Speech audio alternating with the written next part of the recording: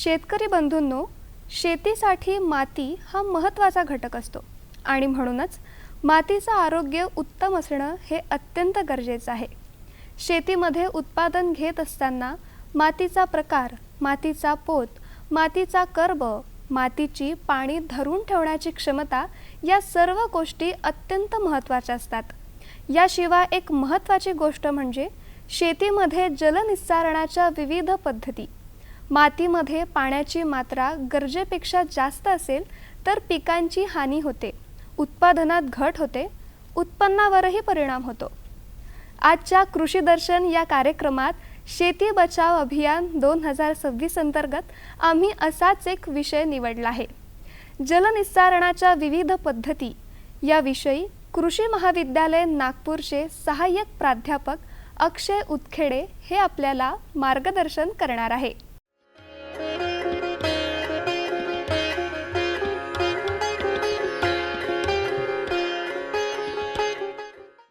मंडळी नमस्कार. कृषी दर्शन कार्यक्रमात मी आपलं मनापासून स्वागत करतो. मंडळी, पाणी हा शेतीचा कणा आहे. शेतीसाठी पाणी हे अमृतासारखं काम करतं. पण आपण कधी विचार केलाय का, हेच पाणी गरजेपेक्षा जास्त आढळून आलं तर काय होईल? आपले शेतीचं नुकसान होऊ शकतं. आणि यासाठी आवश्यक आहे योग्य जल निस्सारण, म्हणजेच योग्य ड्रेनेज. हाच आपला आजचा विषय आहे. जलनिस्सारणाच्या विविध पद्धती हा आजचा आपला विषय. आणि या अनुषंगाने आज आपण बातचीत करणार आहोत तज्ज्ञ अक्षय उतखेडे यांच्यासोबत, सहाय्यक प्राध्यापक, कृषी अभियांत्रिकी विभाग, कृषी महाविद्यालय नागपूर इथून. सर, सर्वप्रथम कृषी दर्शन कार्यक्रमात मी आपलं मनापासून स्वागत करतो. नमस्कार. नमस्कार. नमस्कार. सर्व शेतकरी बांधवांचे मी मनापासून आभार व्यक्त करतो आणि त्यांना नमस्कार करतो. सर, आजचा जो आपला प्रश्न आहे त्याची सुरुवात करूया. आणि आजच्या विषयाच्या अनुषंगाने आमचा पहिला प्रश्न आहे की सद्य परिस्थिती पाहता विदर्भातील जी काळी माती आहे आणि हवामान आहे याचा जर संबंध आपण जोडला तर अति पावसामुळे आपल्याला काय वाटतं की शेतकऱ्यांना कुठल्या अशा समस्या आहेत ज्याला त्यांना सामोरं जावं लागेल? आजच्या हवामान बदलाच्या परिस्थितीमुळे शेतकऱ्यांना जे आहे ते अनेक परिस्थितींना सामना करावा लागत आहे.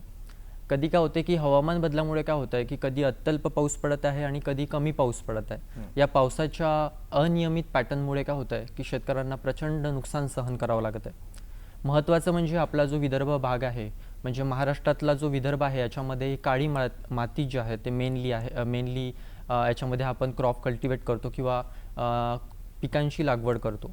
पण याचे जे काळी माती आहे, या काळी मातीचे काही दुष्परिणाम पण आहे. या काळी माती काय करते की जास्तीत जास्त पाणी शोषून घेण्याची क्षमता या काळ्या मातीची जास्त आहे. त्याच्यामुळे जास्त पाऊस पडला की ही काळी माती काय करते की जास्तीत जास्त पाऊस शोषून घेते आणि दलदल तयार करते. दुसरं म्हणजे जे पीक आपण घेतोय, जसं कापूस घेतोय, भुईमूग, सोयाबीन, हे विदर्भामध्ये जास्तीत जास्त प्रमाणात घेतल्या जाते. पण जर शेत आधीच पावसानंतर शेत जर पूर्ण पाण्याने भिजलेले असतील तर आपले जे भुईमुगचे रोपं आहेत, म्हणजे जे छोटे छोटे रोपं आहेत, जसे कापसाचे रोपं असो, भुईमुगचे रोपं असो, सोयाबीनचे रोपं असो, याच्यामुळे काय होतं की पूर्ण पाण्याने ते साचून जातात, म्हणजे ते पूर्ण भिजून जातात. त्याच्यामुळे या पूर्ण पिकांचे जे रोप आहे, म्हणजे मुळं आहेत, ते विशिष्ट प्रमाणात वाढत नाही. ज्या प्रमाणात त्या वाढायला पाहिजे ते वाढत नाही. ते का बरं वाढत नाहीत? तर ते कसं असतं की पाणी आणि हवा याचा मातीमध्ये योग्य प्रमाणात समतोल राखला गेला पाहिजे. तर जास्त पावसामुळे काय होते की जमिनीमध्ये पाण्याचा चिखल तयार होतो. त्याच्यामुळे पाणी आणि हवा याचा योग्य प्रमाणात समतोल राखला जात नाही. त्याच्यामुळे आपल्या पिकाच्या रोपांना, जे आपल्या मुळांना योग्य प्रमाणात जे ऑक्सिजन मिळायला पाहिजे ते मिळत नाही. म्हणजे हवा जी फिरती असायला पाहिजे मातीमध्ये ते राहत नाही. आणि त्याच्यामुळे काय होतं की मुळांची वाढही होत नाही आणि अल्टिमेटली पिकांची पण वाढ होत नाही. तर हे सगळं दुष्परिणाम आपल्या हवामान बदलामुळे किंवा जास्त पाऊस साचल्यामुळे तुमच्या शेतामध्ये होतो. म्हणजे जो वाक्प्रचार आहे अति तिथे माती, अति तिथे माती, ते हा, ते आपण होते. हे होताना बघतोय. हा हा तर सर, हे जे नुकसान आहे अति पावसामुळे, हे टाळण्यासाठी जलनिस्सारणाची आवश्यकता आहे, यात काही दुमत नाही. हा. तर याची योग्य वेळ कोणती असं आपल्याला वाटतं? आणि यासोबत हेही सांगा की मातीच्या पोतामध्ये काय फरक पडू शकतो आणि वाढीसाठी, पीक वाढीसाठी काय याचा परिणाम होऊ शकतो? सर्वप्रथम जे पावसाळा आहे तो पावसाळा आपला मेनली जुलैपासून सुरुवात होते, म्हणजे जूनपासून 15 जूनपासून आपल्या पावसाळ्याची सुरुवात होत असते. पण जनरली आपण हे जे जलनिस्सरणाची प्रक्रिया आहे, त्याचं डिझाईन आहे, त्याचं लेआउट आहे, हे इंजिनियरकडून, जसं की वेगवेगळ्या कंपन्या ज्या असतात किंवा काही जे जसं 2 भाग पडतात, भूपृष्ठावरील जलनिस्सारण आणि भूपृष्ठाखालील जलनिस्सारण. तर भूपृष्ठावरील जलनिस्सारण हे आधीच आपण करतो, म्हणजे पावसाळ्याच्या सुरुवातीलाच, म्हणजे मे आणि एप्रिल महिन्यात आपल्याला करावं लागतं. आणि जे पृष्ठाखालील जे जलनिस्सारण आहे ते आपल्याला ते पण आपल्याला मे ते एप्रिल महिन्यातच करावं लागतं. होतं काय की माती आणि पाणी याच्या मी आधीच जसं सांगितलं की 50% प्रमाण हवा आणि पाण्याचं मातीमध्ये असलं पाहिजे. आणि ते काय होतं की जलनिस्सारण पाणी साचल्यामुळे राहत नाही, तर ते साधण्यासाठी आपल्याला योग्य वाढ होते, योग्य पिकांच्या मुळांची वाढ या प्रमाणात होते. दुसरं म्हणजे हे जर पाणी आणि हवा याची योग्य प्रमाणात जर समतोल मातीमध्ये राखला गेला तर जमीन भुसभुशीत राहते आणि जमिनीमध्ये योग्य तो प्रमाणात हवा खेळती राहते. जर जमिनीमध्ये हवा खेळती राहिली तर जसे की जैविक पदार्थ किंवा जैविक सजीव जे मातीमध्ये असतात, जे की पिकांना चांगल्या प्रमाणात ते फायदेशीर ठरत असतात, जसं की अर्थवॉर्म आहे, म्हणजे गांडूळ जे आहे ते योग्य प्रमाणात जर पाणी आणि तापमान आणि जर मातीचं राहिलं तर ती योग्य प्रमाणात खेळतात आपल्या मातीमध्ये आणि आपल्याला पोषक अन्नद्रव्य आपल्या मातीमध्ये तयार करतात. त्याच्यामुळे काय होते की हे सर्व जे घटक आहेत, जसं पाण्याचं प्रमाण, हवेचं प्रमाण आणि योग्य तापमान जर तुमच्या मातीमध्ये जर राहिलं तर त्याच्यामध्ये गांडूळ खत चांगलं तुमच्या मातीमध्ये तयार होईल आणि त्याच्यामध्ये माती भुसभुशीत राहील, माती खेळती राहील आणि हवा खेळती राहील तुमच्या मातीमध्ये. आणि अशा प्रमाणात तुमच्या जमिनीची धूप पण होणार नाही. जे अति प्रमाणात पावसामुळे काय होतं की जमिनीची धूप जास्तीत जास्त प्रमाणात होत असते, ती होणार नाही आणि तुमच्या पिकाची योग्य ती प्रमाणात वाढ होईल.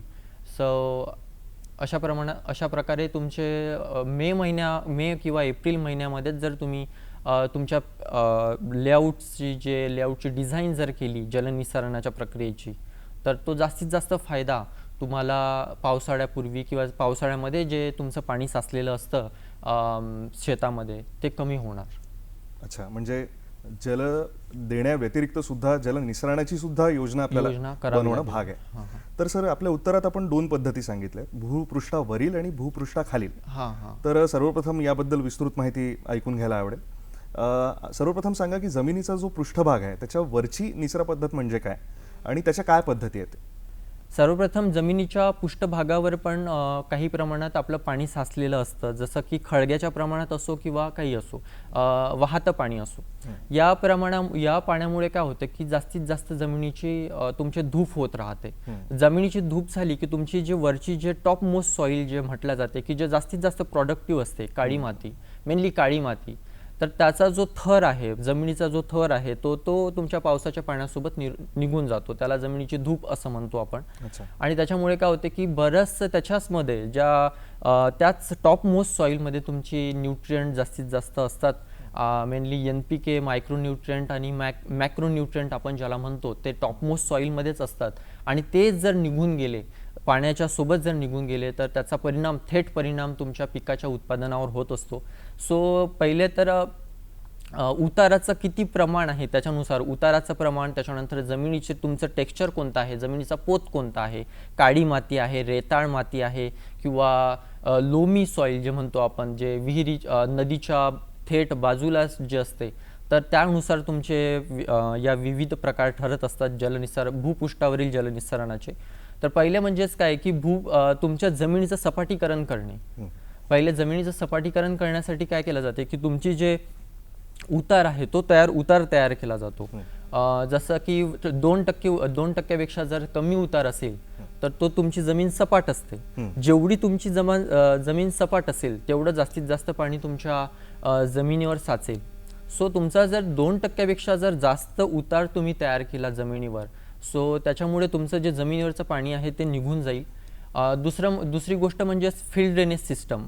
फील्ड ड्रेनेज सिस्टममध्ये जे इंग्लिशमध्ये म्हटलं जाते की खळग, जर जमिनीवर जर वेगवेगळे खळगे असतील तर ते खळगे तुमच्या पाण्याने भरलेले असतात. ते खळगे तर ते वेगवेगळे जे मातीवरचे तुमच्या शेतामधले जे वेगवेगळे खळगे आहे, म्हणजेच होल्स जे आहे जे पाण्याने भरलेले आहेत, त्याला तुम्ही काय करू शकता तर जॉईंट करू शकता.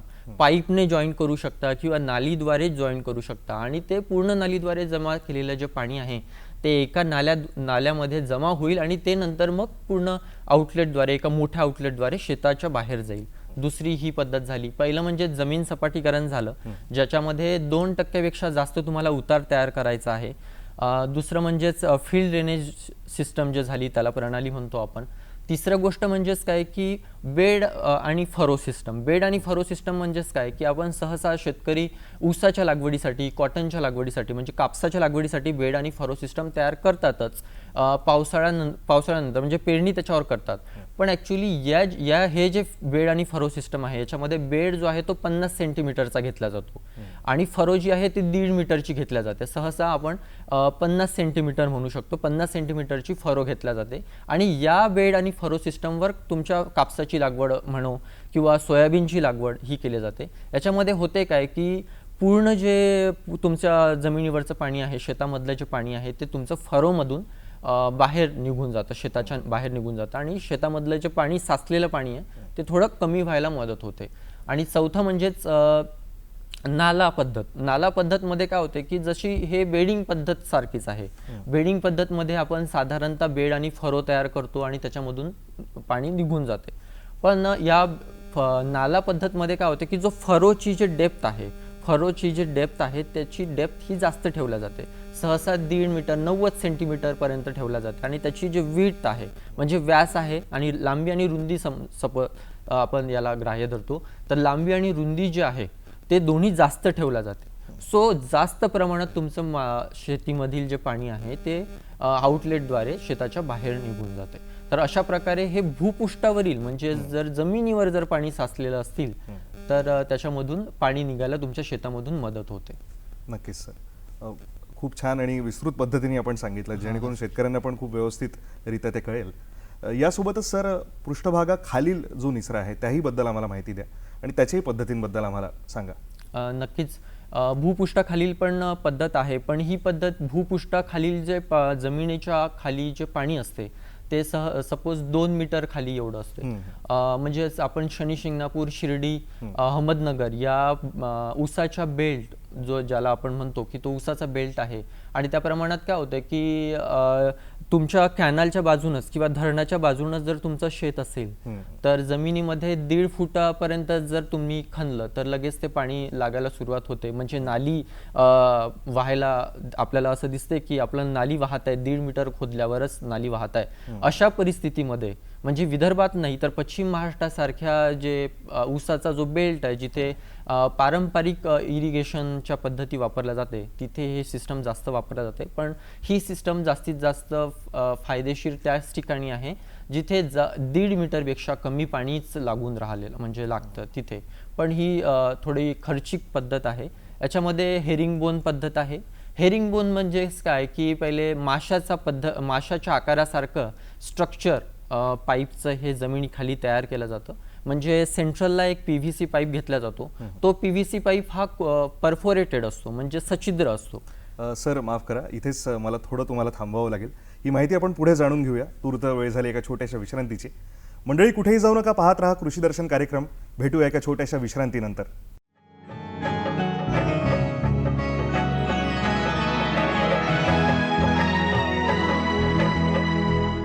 शेतकरी बंधू भगिनींनो, कृषी दर्शन कार्यक्रमात मी आपलं पुन्हा एकदा स्वागत करतो. जलनिस्सारणाबाबत आज चर्चा सुरू आहे. तर सर, ब्रेकला जाण्यापूर्वी आपण पृष्ठभागाखालील एका पद्धतीबद्दल सांगत होतात, कृपया त्याची माहिती द्यावी. पृष्ठभागाखालील पद्धतमध्ये 3 पद्धत आहे मेनली. जसे की हेरिंगबोन पद्धत. हेरिंगबोन पद्धतमध्ये काय केलं जाते की एक सछिद्र पाईप असतो, म्हणजे जसा PVC पाईप. त्या PVC पाईपची जे डायमीटर आहे म्हणजे व्यास जो आहे तो जनरली 65 ते 90 सेंटीमीटर एवढा ठेवला जातो आणि तो PVCचा असतो.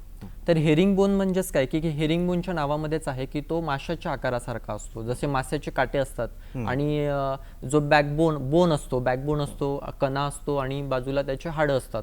तशा प्रकारे माशाच्या हाडाप्रमाणेच म्हणजे त्या स्ट्रक्चर फ्रेमवर्क प्रमाणेच आपले हेरिंगबोन सिस्टम असते.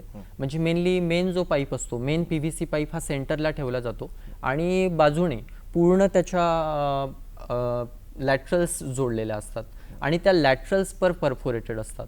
तर अशा प्रकारे काय होतं की पूर्ण जे शेतामधलं जे पाणी आहे, पण एक लक्षात ठेवायचं की हे जे सर्व सिस्टम आहे हे जमिनीच्या खाली बसवलेलं असते, दीड मीटर किंवा 2 मीटर खाली बसवलेली असते. सो ती आपल्याला दिसत नाही. सो हे पूर्ण सिस्टम मधलं पाणी काय होतं की परफोरेटेड पाईप असल्यामुळे तुमचं जमिनीमधून खाली तुमचं पाणी झिरपत जाईल आणि ते झिरपलेलं पाणी तुमच्या त्या लॅटरलमध्ये जाईल, कारण ते परफोरेटेड आहे लॅटरल्स आणि त्या लॅटरल मधलं पाईप हे मेन लॅटरलमध्ये जाईल. सो अशा प्रकारे मेन PVC पाईपमधून पाणी तुमचं आउटलेटद्वारे बाहेर चाललं जाईल. दुसरं म्हणजे याच्यामध्ये पण रॅन्डम फील्ड ड्रेनेज सिस्टम आहे.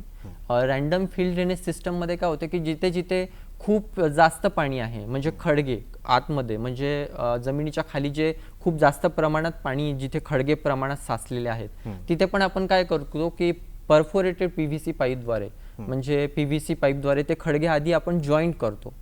हां, आणि PVC पाईपद्वारे ते जॉईंट केल्यानंतर मग ते पूर्ण आउटलेटद्वारे ते पाणी बाहेर काढलं जातं. त्याला म्हणतात रॅन्डमाइज फील्ड ड्रेनेज सिस्टम, त्याला फील्ड टाईल सिस्टम असं सुद्धा म्हणतो. आणि तिसरं म्हणजे ग्रिडीरॉन. तर तिसरं ग्रिडीरॉन हा जो प्रकार आहे टाईल ड्रेनेज सिस्टमचा, हा पण हेरिंगबोन टाईप मधला सारखाच आहे. पण हेरिंगबोन मध्ये काय केलं जातं की सेंटरला मेन PVC पाईप आपण ठेवतो म्हणजे इन्स्टॉल करतो. पण ग्रिडीरॉन मध्ये आपण असं करत नाही. तर ग्रिडीरॉन मध्ये आपण जो PVC पाईप आहे तो शेताच्या एका बाजूला इन्स्टॉल करतो आणि त्यानंतर सगळ्या शेतामधून लॅटरल्स त्या मेन PVC पाईपला जोडतो. म्हणजे फरक एवढाच आहे की हेरिंगबोनमध्ये जे आहे, हेरिंगबोनमध्ये सेंटरला PVC pipe, perforated PVC pipe जोडतो आणि पूर्ण लॅटरल्स त्याला आजूबाजूने येऊन मिळतात. पण ग्रिडीरॉनमध्ये काय केलं जाते की जे PVC पाईप आहे तो PVC पाईप शेताच्या एका साईडला आपण इन्स्टॉल करतो आणि पूर्ण जे लॅटरल्स आहेत ते त्याला जोडतात. तर या पूर्ण भूपृष्ठाखालील जे ड्रेनेज सिस्टम आहे याच्यामध्ये होते काय की आपण जे काही अंतर्मशागत कामं करतो, जसं नांगरणी आहे, वखरणी आहे, याच्यामध्ये आपल्याला कोणताही अडथळा याच्यामध्ये जाणवत नाही. आणि जे काही आपण कामं करतो, जसे फवारणी करतो, पॉवर स्प्रेयर आपण शेतामध्ये यूज करतो, जसं ट्रॅक्टर यूज करतो, तर हे जे कामं आपल्याला सुलभरित्या करता येतात शेतामध्ये. सो आणि पण ही प्रक्रिया थोडी खर्चिक आहे. सो जास्त प्रमाणात जे शेतकरी थोडे ॲडॉप्ट करू शकतात या पद्धतीला, त्याच शेतकऱ्यांना याचा फायदा जास्त प्रमाणात मिळू शकतो. नक्कीच. पण या ज्या दोन्ही पद्धती आहेत या मुख्य निसरण्याच्या पद्धती, जलनिसरणाच्या पद्धती आहेत. सर, अजून एक कन्सेप्ट आहे मोल्ड ड्रेनेज म्हणून. तर ही नक्की काय पद्धत आहे आणि यासोबतच सांगा की कोणत्या मातीसाठी ही पद्धत उपयोगाची आहे आणि याचा कालावधी काय असतो, म्हणजे आयु मर्यादा काय आहे याची? नक्कीच. मोल फ्लो नावाचं एक यंत्र आहे आणि त्या मोल फ्लोने, जसा साधारणतः डायमीटर असते 45 ते 60 सेंटीमीटर एवढं डायमीटर असते. ते जनरली कोणतेही जे वेल्डिंगचं दुकान आहे तिथे ते तयार करतात आजकाल. परंपरागत आहे. त्या मोल फ्लोद्वारे म्हणजेच ते नांगरद्वारे आपण जिथे चिकन माती आहे, जास्त चिकन माती आहे, तिथे त्याचा प्रमाणात वापर करतो. तर ते मोल फ्लो काय होतं की जसं आपण नांगरणी करतो तर नांगरणी काय करते, वर नांगर करते. पण मोल फ्लो जे आहे ते जमिनीमध्ये 2 ते 3 मीटर वर ते मोल फ्लो करतं, म्हणजे एक नाली तयार करतं, नाल्याचं स्ट्रक्चर तयार करतं. आणि ते चिकन मातीमध्येच, म्हणजे सपोज आता पाऊस पडलेला आहे आणि आपली जी काळी माती आहे, पाऊस पडल्यावर या काळ्या मातीमध्ये चिकन माती तयार होते. तर त्याच्यामध्ये हे सिस्टम मेनली वापरला जाते. याच्यामध्ये काय होते की एक मेन नाली तयार होते, तर लाईनिंग करायची गरज पडत नाही, कारण ते पूर्ण स्ट्रक्चर पूर्ण ढासळत नाही. सो एक नाली व्यवस्थितरित्या तयार होते, त्याला मोल फ्लो किंवा मोल ड्रेनेज सिस्टम असं म्हणतात. आणि त्या नालीमध्ये मग आपण परफोरेटेड पाईप हा अंतरतो परफोरेटेड पाईपचा आपण यूज करू शकतो किंवा त्याच्यामध्ये आपण नाकारता येते ते यूज करणं, कारण नालीच तशा प्रकारे तयार होते की सर्व जे शेतामधलं जे पाणी आहे ते ऑटोमॅटिकली ते नालीद्वारे बाहेर जातं. पण याचा जो हे आहे कालावधी आहे तो जनरली 10 ते 15 वर्ष एवढ्याच मध्येच आपण ते यूज करू शकतो. 10 वर्ष झाल्यानंतर 12-13 वर्षाने ते सिस्टम कोलॅप्स होऊ शकते. सर, मला इथे तुम्हाला थांबवावं लागेल कारण वेळ झाली एका छोट्याशा विश्रांतीची. मंडळी, कुठेही जाऊ नका, पाहत रहा कृषी दर्शन कार्यक्रम. भेटूया एका छोट्याशा विश्रांतीनंतर.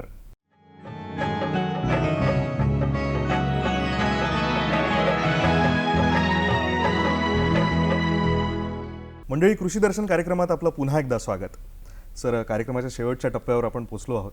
तर सद्य परिस्थितीला अनुसरून शेतकरी मित्रांना आपण काय उपदेश, संदेश किंवा सल्ला देऊ इच्छिता? शेतकरी मित्रांना एवढाच संदेश आहे की आता हवामान बदलामुळे काय होतं आहे की मी पहिल्यांदाच सांगितलं की पावसाचं प्रमाण जे आहे ते हळूहळू बदलत आहे. म्हणजे त्याचा जो पॅटर्न आहे तो थोडा चेंज झालेला आहे. म्हणजे कधी जास्त होत आहे, कधी कमी पाऊस होत आहे. आपण जो कमी पाऊस पडतो त्याला दुष्काळ असं म्हणतो, पण जास्त पाऊस जर पडला तर त्याला ओला दुष्काळ असं आपण संबोधतो. आणि ओला दुष्काळामध्ये आपले जे पिकं आहेत ते पूर्ण पाण्याखाली चाललेले जातात. जसं की कोल्हापूरमध्ये, सातारा, सांगली या जिल्ह्यामध्ये जास्त ओला दुष्काळ पडतो, जिथे नदी किनारी जे प्रदेश आहे, जसे की कृष्णा नदीचा जो प्रदेश आहे कोल्हापूर, सातारा, सांगली, त्यामध्ये ऊसाचं पूर्ण क्षेत्र दुष्काळी याच्यामध्ये गेलं होतं. आणि त्याच्यानंतर जो आपला नागपूरचा प्रदेश आहे, मोवाड, वैनगंगा नदी आहे, वर्धा नदी आहे, याच्या आजूबाजूचा जो प्रदेश आहे तो पण पूर्ण पाण्याखाली जातो. तर होते काय, या पाण्याखाली गेल्यामुळे होते काय की आपल्याला त्याचं शेताचं मॅनेजमेंट कसं करायचं, म्हणजे व्यवस्थापन कसं करायचं, पीक आणि पूर आल्यानंतर त्याचं व्यवस्थापन कसं करायचं. कारण पूर आल्यानंतर पण जमिनीमध्ये तुमच्या शेतामध्ये बरंचसं पाणी साठलेलं असतं आणि तो पूर्ण कालावधी त्याच्यामध्ये गेलेला असतो. पूर्ण कालावधी गेल्यामुळे तुमचं जे पूर्ण त्या सीझनमधलं, म्हणजे रब्बी सीझन असो किंवा खरीप सीझन असो, त्याच्यामध्ये जो येणारा पूर्ण क्रॉप आहे ते पूर्ण डॅमेज होतं, म्हणजे ते खराब होतं.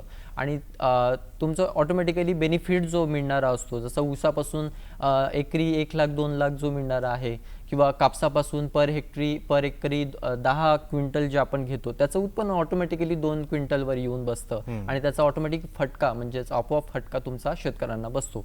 सो याच्यासाठी व्यवस्थापन कसं करायचं हे आपण या 2 पद्धतीतून शिकतो की जलनिस्सारणाच्या ज्या 2 पद्धती आहे, जसं की पश्चिम महाराष्ट्रामध्ये आपण भूपृष्ठाखालील जलनिस्सारण पद्धत वापरून आपलं व्यवस्थापन करू शकतो पिकाचं, जसं की ऊस असो, डाळिंब असो, म्हणजे विविध फळं पिकं आणि भाजीपाला जो आपण घेतो त्याचं व्यवस्थापन व्यवस्थितरित्या करू शकतो. आणि विदर्भामध्ये, मेनली विदर्भामध्ये होतं काय की भूपृष्ठावरीलच जलनिस्सारण आपण वापरतो, कारण याच्यामध्ये जास्त आपल्याकडचे शेतकरी हे पारंपरिकच म्हणजे इरिगेशन वापरतात. त्याच्यामुळे काय होतंय की पाणी जास्त झिरपत नाही खाली. सो 1.5 मीटर ते 2 मीटर एवढं पाणी तर नाही, पण जमिनीवर जास्त पाणी तुमचं साचून राहतं. आणि विदर्भासारख्या प्रदेशामध्ये जमिनीवर जास्त पाणी साचून राहिल्यामुळे तुमच्या पिकाचं नुकसान होतं. आणि आपले जे कडचे पिकं जे आहे, जसं कापूस आहे, सोयाबीन आहे, ते काय होतात की कमी पाण्याला सेन्सिटिव्ह पिकं आहेत. तर सो याचं योग्य व्यवस्थापन करणं गरजेचं आहे. दुसरं म्हणजे याच्यासाठी जे आपल्याला योग्य टेक्निकल माहिती आहे जी अत्यंत आवश्यक आहे. कारण याच्यामध्ये काय असते की जमिनीचा उतार, तुमचं जे जमिनीचा कोणता प्रकार आहे, जमिनीचा उतार किती आहे हे शेतकऱ्यांना माहीत नसतं. जसं आता 2% शेतकऱ्याचं आहे की 5% आहे जमिनीचा उतार, हे सांगणं पण अवघड असते काही शेतकऱ्यांना, विशेषतः विदर्भामध्ये याच्याबद्दल हे नाही आहे. सो आणि त्याच्यानंतर जमिनीचा प्रकार कोणता आहे, याच्यामध्ये तुमची जमीन जी आहे, काही सॅम्पल्स जे आहेत ते तुम्ही KVK मध्ये नेले पाहिजे. KVK म्हणजे कृषी विज्ञान केंद्र जे असतात, आपल्या प्रादेशिक कृषी विज्ञान केंद्र असतात, कृषी महाविद्यालय असतात. त्याच्यानंतर विविध संत्र्यासाठी किंवा वेगवेगळ्या फळ पिकांसाठी केंद्र स्तरावर पण रिसर्च इन्स्टिट्यूट असतात. तर अशा ठिकाणी तुमची माती तिथे नेऊन ती तपासली पाहिजे की तुमच्या मातीमध्ये किती अन्नद्रव्य आहे, तुमच्या जमिनीचा पोत काय आहे, जेणेकरून ती व्यवस्थापन आपण व्यवस्थितरित्या करू शकू.